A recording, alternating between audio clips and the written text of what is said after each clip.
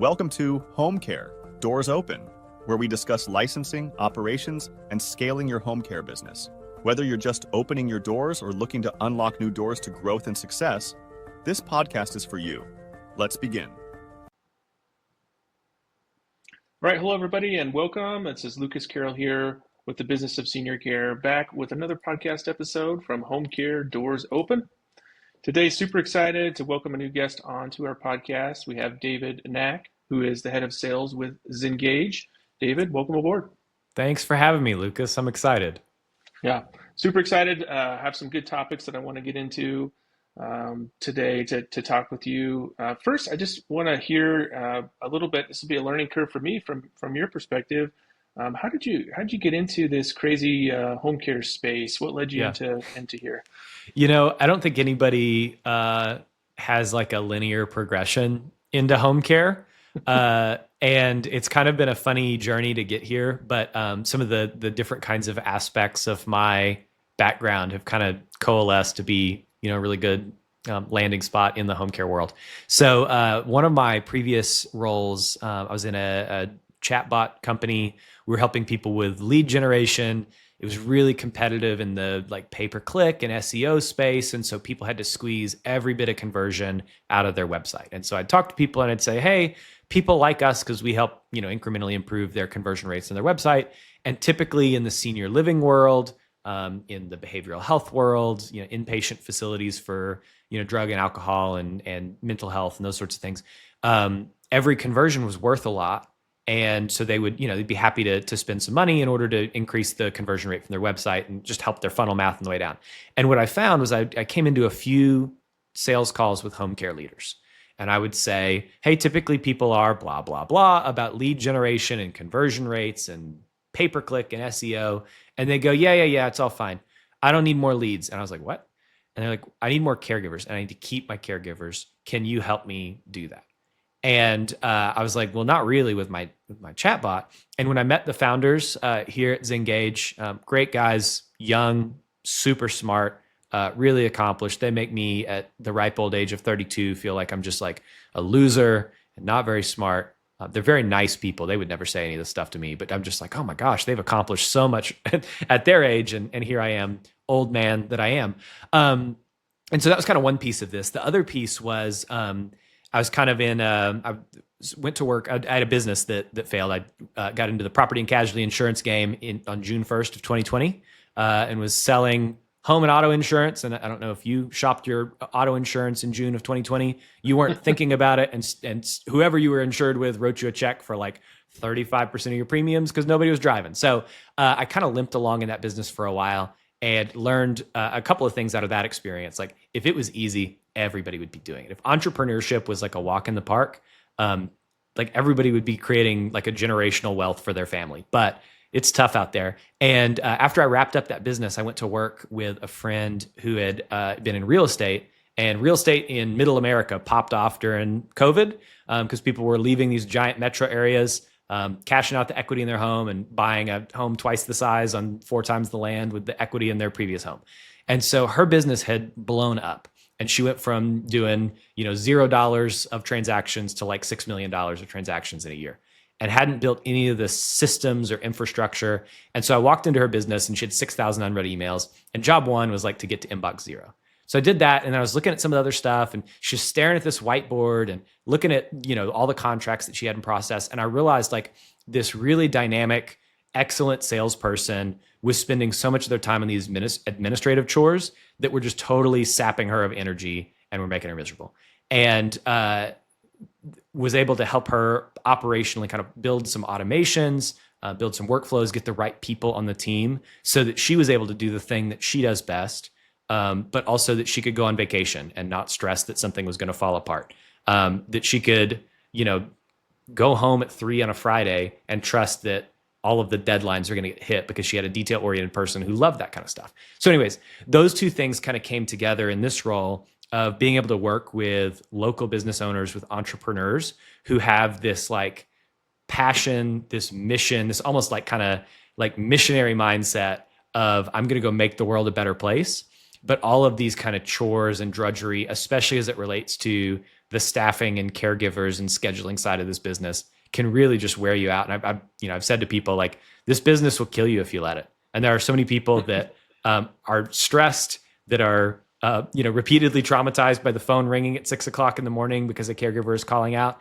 And the thing that I love most about my role is being able to talk to people who are just crazy enough to think that home care is something they can make work, and that I get to help in some of the most painful but also critical to the business parts of running a home care agency, and make those things significantly better over time. Absolutely. So you partnered up with Zengage and working there, and you kind of introed a little bit, but tell us, our audience, a little bit about kind of what the organization does and who you target in the home care space. Sure. So Zingage, you may know us by the former name of Ava. We did a rebrand last year to kind of mark the fact that we'd moved from being this point solution around rewards and recognition to really becoming a suite of services focusing on back office automations and relieving some of the administrative burden around managing a team of caregivers, managing scheduling, all those sorts of things. So we started about 2 years ago with an engagement tool, rewards and recognition, and shout outs and surveys, and a whole lot of different kinds of things to engage caregivers. And it's been really effective. We've seen really great results as it relates to reducing turnover. A lot of our agencies see a 20 or 30% reduction in turnover, but also improving performance because we're gamifying clocking in using the scheduling system, showing up, not calling out. And if we can tie those things to streaks and not just a one-off completion, we see caregiver performance and habits change over time. It's been great. About 6 months ago now, we embarked upon a new kind of endeavor, different product set, because we realized while we could make a big impact on retention and turnover through building great culture through the engagement tool, there was a whole part of turnover and the operational chaos that we could never get at because it was tied up in the schedule. And one of the biggest sources of stress and burnout and friction in the agency is after hours and on-call. You have caregivers calling to request a pay stub at 8 o'clock at night, and you have an on-call scheduler who has to deal with that.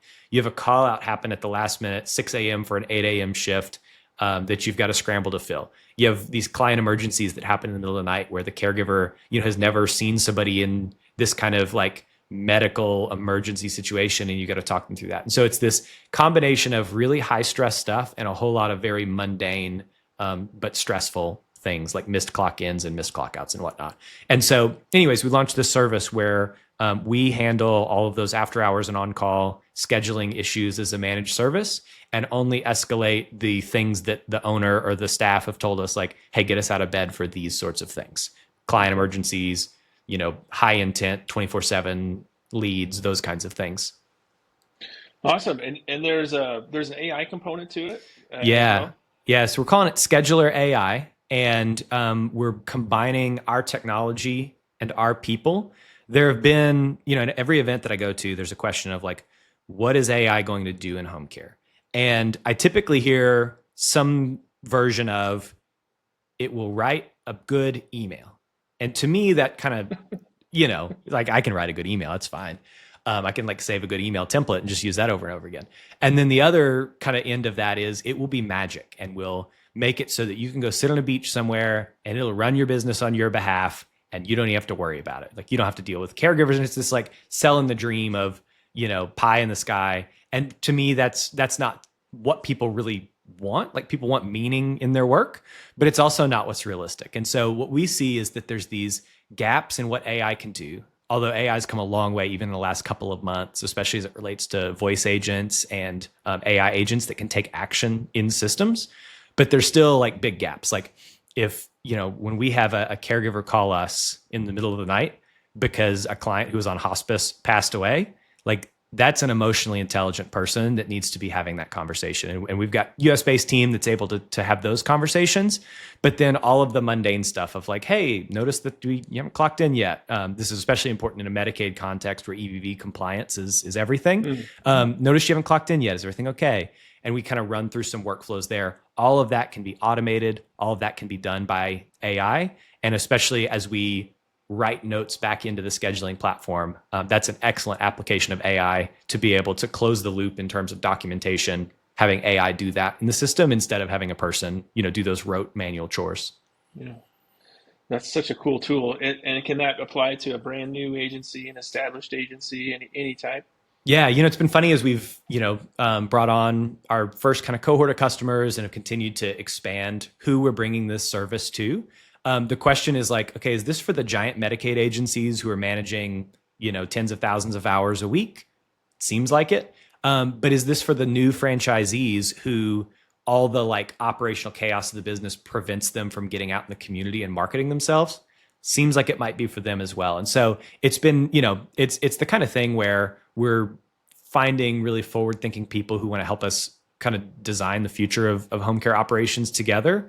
But we found those types of people in these really large, high-volume Medicaid agencies, as well as the really fresh startup agencies that are doing, a couple hundred hours of service a week. And it's been provided different kinds of benefits to different organizations, but has been, segmenting. Let's get people back to the reason they got into home care in the first place, which is to build relationships and make an impact on people and get them out of the chores and out of the systems that, wear them out and cause decision fatigue because they have to make a bunch of really like minute decisions that don't really make a difference. And then they're worn out by the time the big one comes across their desk. Absolutely.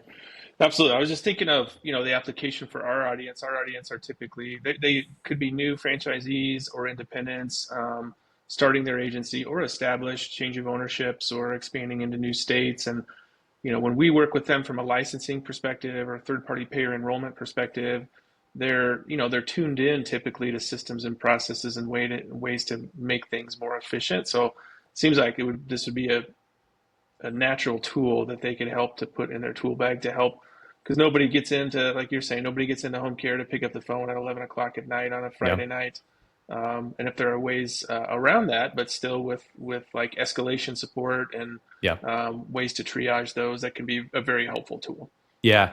One of our customers that I'm, you're not supposed to have favorites, I guess, but one of my favorites is they're a newer franchise. They're doing about 250 hours a week and, kind of cobbling together an administrative team of kind of the friends and family thing of like, hey, we can't really like pay you, but like, we'd love to have you help us build this. And then down the road, maybe there's some ways that we can work together.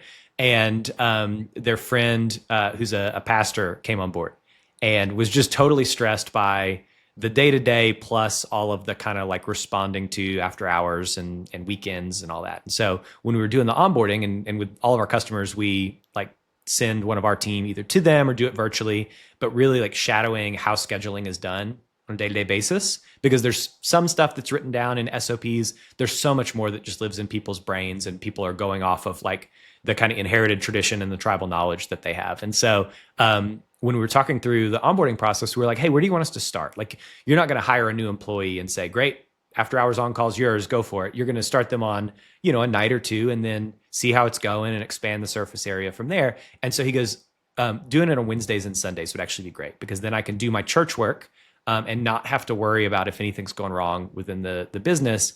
And pretty quickly, we were able to expand to not just cover nights and weekends for them, but to cover 24/7 as like the first line of defense. And that's freed them up to be growing by like, 40% month over month. And so still small number of hours, but the growth rate is the kind of thing that if they can sustain that or keep it close to that, a year from now, it's going to be a pretty thriving business. Absolutely. And that in the beginning and having handling of on-call and weekends, it changes your life. Yeah. I mean, it's an amazing, once you get over the hump for that and you're able to have tools like Zengage has and then individuals to help for those and starting to build your own tribe, it makes it all worth it. Yeah. Absolutely. Well, good. One kind of final area I was going to ask you about is a little bit broader perspective. You get into a lot of interesting conversations, meet with a lot of interesting people. We see each other at conferences. And so I think you have a unique perspective on kind of what do you see, happening now in the home care space, and what do you see happening as trends and kind of what the future holds in the near term? One of the most interesting conversations that I get to be a fly on the wall for is to hear when other stakeholders in the home-based care continuum talk about home care. And in those settings, it's typically hospice and home health providers talking about where home care, personal care space is in the continuum. And I think for a long time, it was kind of looked down upon. And for a long time, home care has had to kind of fight for a seat at the table and be, this, redheaded stepchild we don't talk about in the healthcare continuum. More and more when I'm in those rooms listening to really smart people who've built, 9-figure businesses, they are talking about personal care, about home care, like it is the key to unlock value-based care, outcomes-oriented care. And so I think one of the biggest opportunities is for home care to begin tracking to the same metrics that home health and hospice do, because that's what their reimbursement is tied to. And if we can become the kind of valued partner that helps them preserve their star ratings and reduce their readmission rates and all that kind of stuff, we are set up to be their preferred referral partner. But also, I think as value-based care continues to expand, as Medicare covers more and more personal care, home care services through Medicare Advantage plans or through the GUIDE program or some other kind of ways, that's only going to grow because these payers are looking to cut costs. And compared to skilled facilities and skilled operators, personal care, home care is so inexpensive relative to those options and is a great way to cover a whole lot of surface area on high complexity patients, but without having to pay a nurse or a physical therapist or whatever to be there. So I think like that's a long way of saying all of these advances in AI, in remote patient monitoring, are opportunities for home care to prove their value as a partner in outcomes-based kind of medical practice. I know we're non-medical, we're non-clinical, but we can be really supportive to those clinical partners.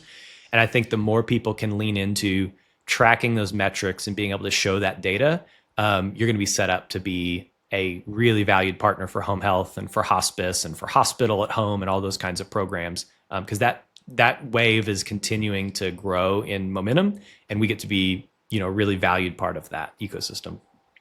That's so true. I like the way that you put that. I mean, it just seemed like years ago, non-medical home care was just there and a possibility, but it's kind of on an outlier compared to hospice and home health and skilled nursing in hospitals and things like that. And what I'm seeing too is that it's growing into an integral and critical component of rehospitalizations and diagnoses tracking for recovery and helping all of the payers and all of the home health, hospice, all of them to watch and track, and it affects reimbursement and is helping in a greatly positive direction for home care.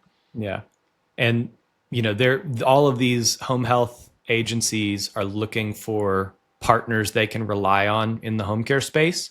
Many of them have run their own home care operations because they felt like that was the best way that they could have control over, the entire patient life cycle. But I don't think any of them really want to be in the home care business. They're in the home health business, and that's, where their bread and butter. And so if you can be a valued partner to the home health folks in your local community, it's a great opportunity to unlock some of those referral sources. Perfect. Yeah, I totally agree. Well, that's a great way to end there. David, I want to thank you for taking the time to come on and share your expertise and wisdom with our audience today. It's greatly appreciated. Yeah, thanks, Lucas. All right. If you found this conversation valuable, please leave a review on your favorite podcast platform. Also, be sure to like, comment, and subscribe to our YouTube channel, The Business of Senior Care. We'll see you next time on Home Care. Doors open.